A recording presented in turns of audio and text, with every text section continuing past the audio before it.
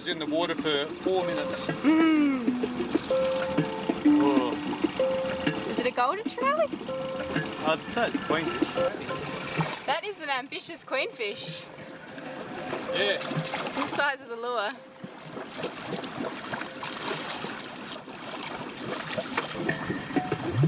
That's A very hungry queenfish. That's a greedy queenfish. Well, our favourite thing to snack on the boat, apart from maybe popcorn, is nummus, which is a pickled fish dish, and the best fish for nummus is queenfish. So you can mix it up and put whatever you want in it, but generally as a base it's vinegar, onions and fish, and then with salt and sugar. But we're going to add a bit of tomato today because we've still got tomato left over from when we left Darwin, and a little bit of chilli as well to the mix. I don't see any black pepper there. There's no black pepper. What? I didn't put black pepper in the last one and you really liked it. So. I find it hard to believe, but go on. So you just layer, we used to simmer the vinegar with the salt and sugar solution on the stove, but we found that that's not necessary and it just saves cooking in this heat because it's really, really hot right now. Because it feels like we're on the sun anyway. So I just put onion in first. Yep, and then just chuck the fish in. Alright, after we've put the onion and the fish in, we're just going to put a little bit of the salt and sugar solution. It's a half-half salt sugar. I'm using brown sugar and just normal table salt. And then just going to add our little bit of chilli, bird's eye chilli, nice and spicy. So people probably would have heard of this in the form of ceviche, but it's just a little different, isn't it? This is sort of... it's without lime, so we can't really carry lots of fresh lime, and it's quite expensive as well, so Yep. We just use vinegar instead. So the vinegar is essentially going to cook the fish in the fridge. Done one layer here. We've got all of the different elements in there apart from the vinegar, which we'll add at the very end.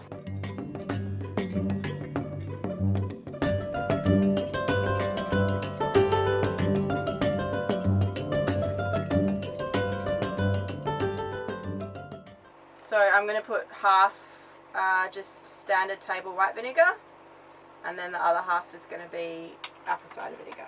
I'm just doing it by look. It's not really a fine art, you just go with what you feel.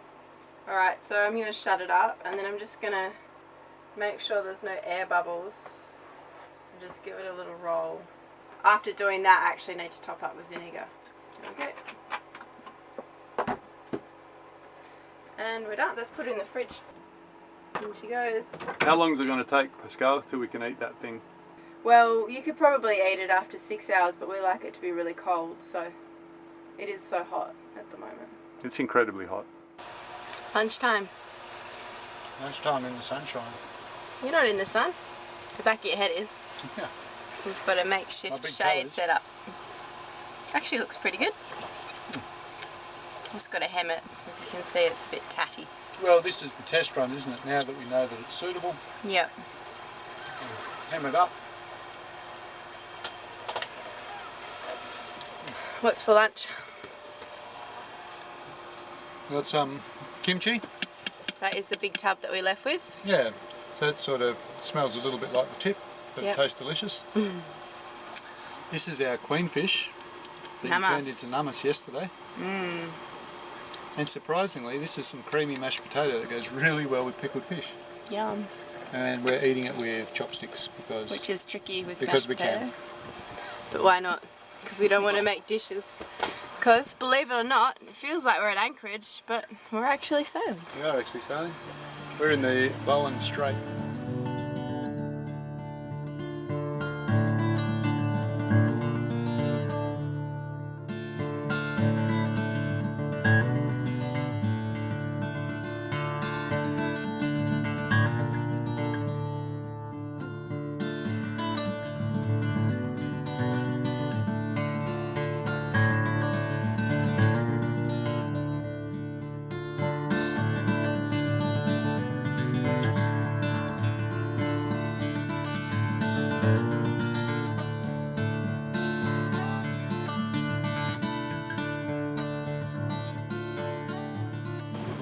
Here's the mock-up of our future sun shelter. We're just seeing if it's feasible. It actually does a pretty good job. So just a square of fabric, and we'll just put a little catch on the top there that we can suspend it with the topping lift. But it'll be just a multi-use thing around the boat. So just a little bit of hand stitching. Well, we're just entering the Macquarie Strait, so that's between the mainland and South Goulburn Island. So we're coming into the King River, and it's a pretty reasonable 12 to 15 knots, and we're on a very nice reach. So this is Mirrool's favourite angle, and we're coming into the shelter of an island. So she's performing beautifully. Let's just have a look at that GPS. Yeah, look at that, just an effortless 7 knots. So she's, what a beauty.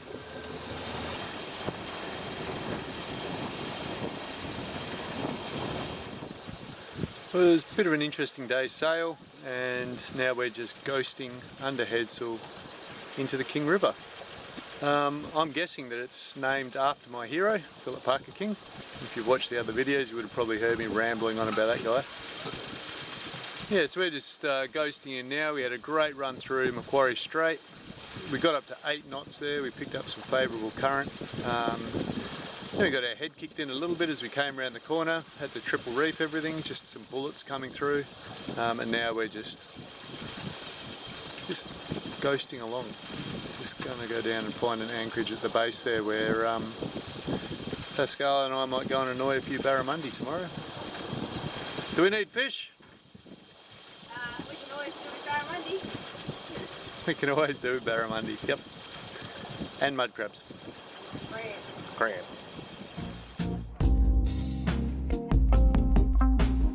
We were happy with the mock-up, so the next step was to grab the sailmaker's palm and needles and sew a hem around the canvas.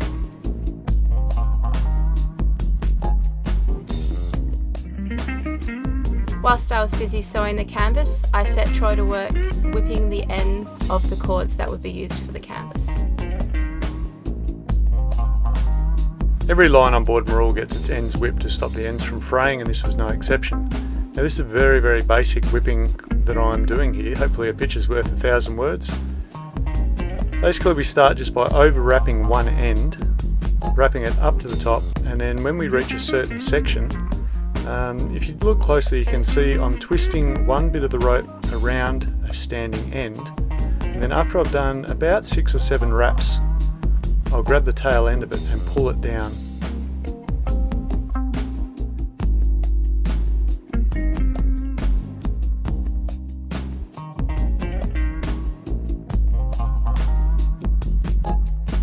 Once I've snugged everything up with pliers and it's nice and firm, then it being a plastic rope, then we can just use a lighter to melt the ends, and that's pretty much a finished product. I did just top these off with a bit of nail polish as well.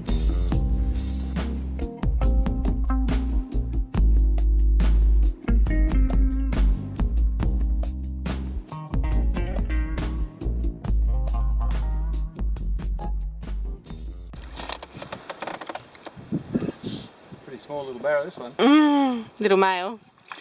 Oh, it's tiny.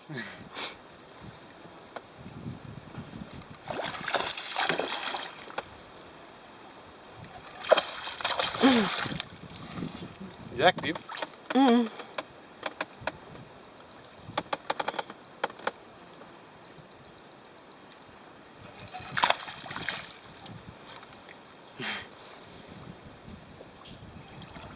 Sort of monstering him a little bit. Not treating him very nicely.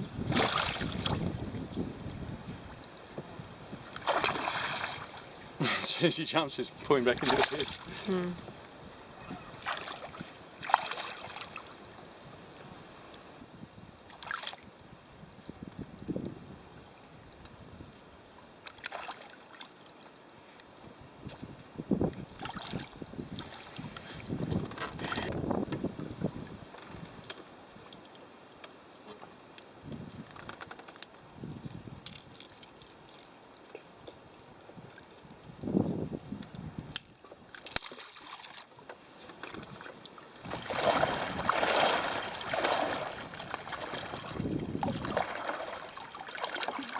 The problem is you've got to keep an eye out for box jellyfish this time of year. Clear?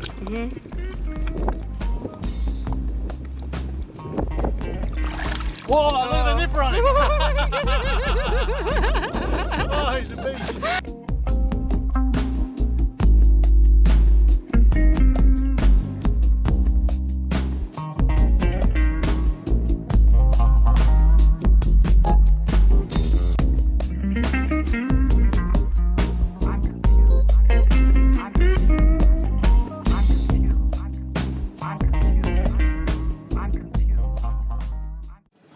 So if you've got a couple of crabs in the bucket and they're a bit feisty, hit some mangrove leaves or throw it on them.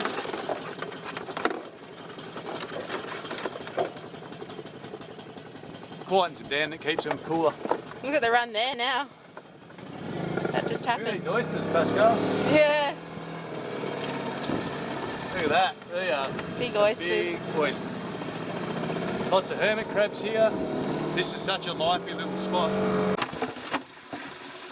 We have to just deal with one at a time, it's alright.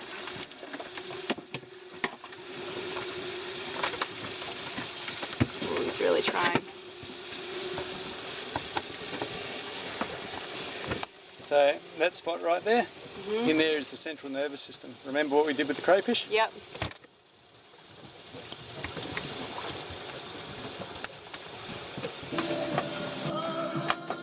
Pascal, what have you got there? A mighty claw. Oh, it's really hot. Oh, look at the size of that thing. It's huge. That's my one. That's yours. His and hers. Oh, hold them up next to each other. What a claw. What a claw. Hold them next to your head.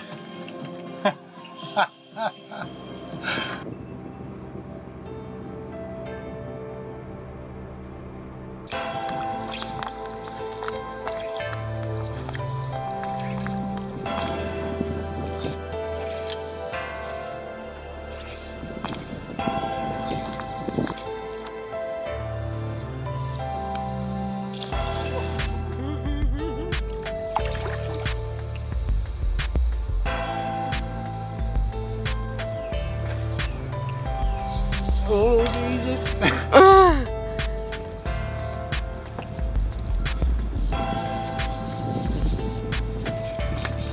Oh, look at him. That's a good fish.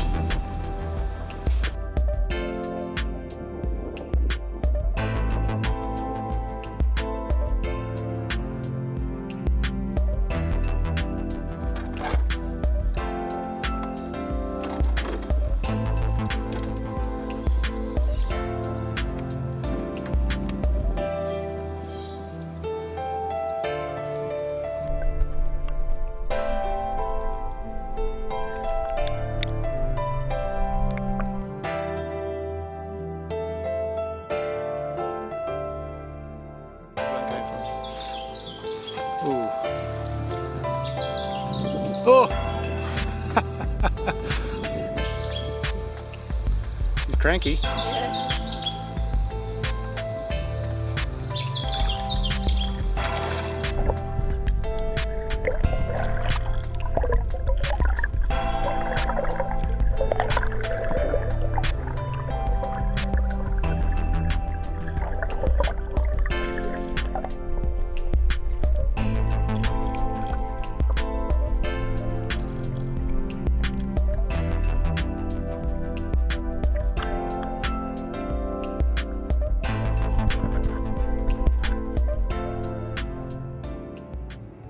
Now we did have some pretty idyllic and clear conditions for the Northern Territory to fish in, but it didn't take long for a reminder to come and assert itself to really pay attention. We're definitely second on the food chain here.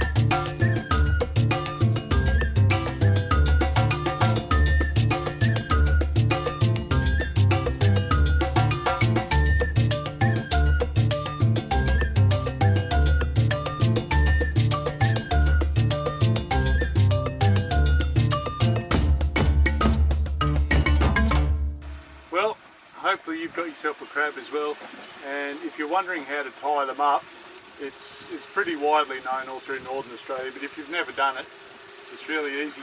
Now, these crabs, those nippers obviously are going to give you a really bad bite, so you want to avoid them. And if you pick up a mud crab, like a sand crab, by grabbing like that, they can reach under and get your nippers.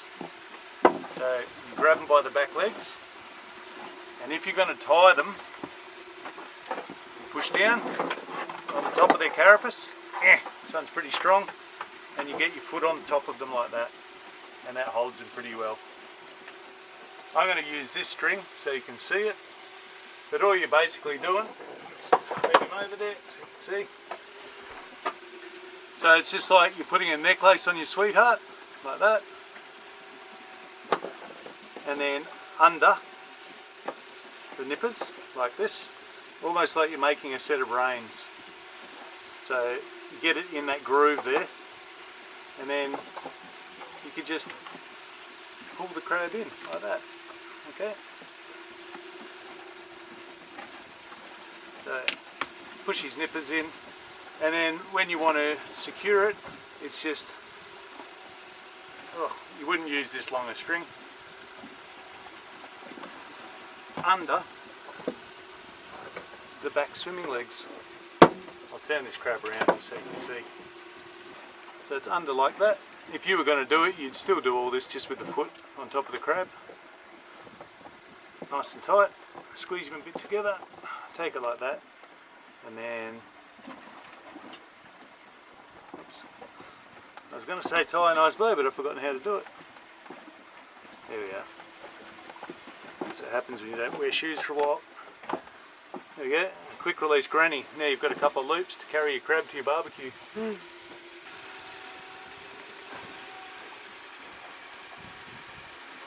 That is a 2 kilo crab. 2 kilos? Yeah, there.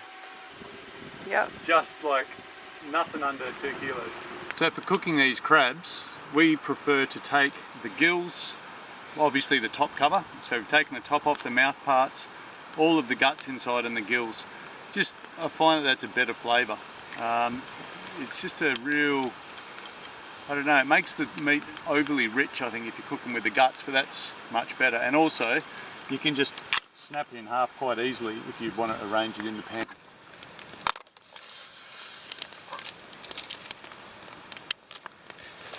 Ready to time? I thought you were going to put them all in. I'd love to. Oh, I suppose you can with the lid on. Yeah. Otherwise we run out of light. I didn't bring my torch. Did you bring your torch? Yeah, of course. Oh, they all fit. They'll fit.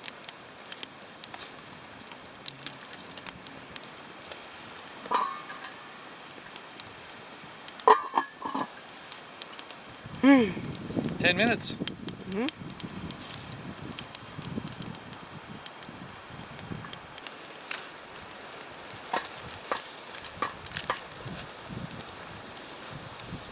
It's been about 6 minutes so far. Okay. And your knuckleheads are singed. My knuckles are singed. Yeah. Alright, well, let's have a look in that pot. Whoa. That's boiling, alright? They're going So- a nice red colour as well, orange colour. Only a couple more minutes at that. Yeah. The part about this spot is we've got a natural crab strainer. One's coral. We don't have to worry about dirt and sand getting on our nice crabs. Ah, there we go. Good times. That is good times right there, isn't it?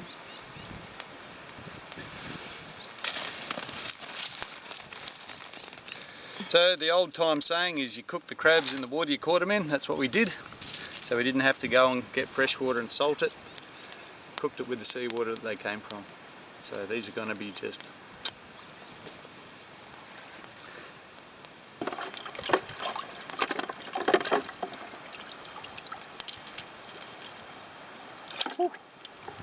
there we go. Chill 'em. Yeah.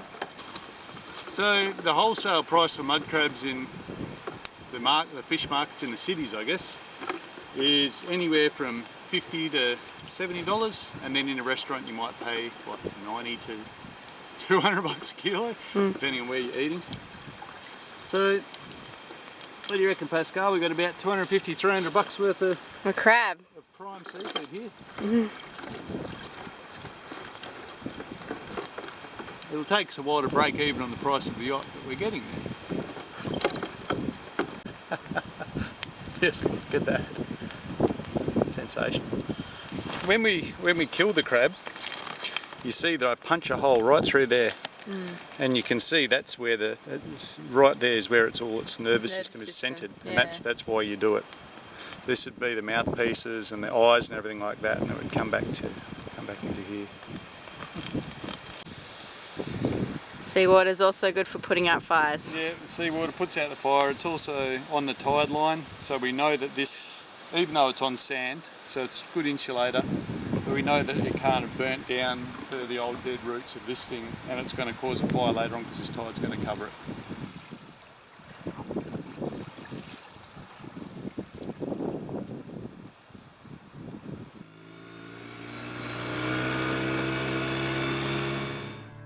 And here we see our finished sun shelter.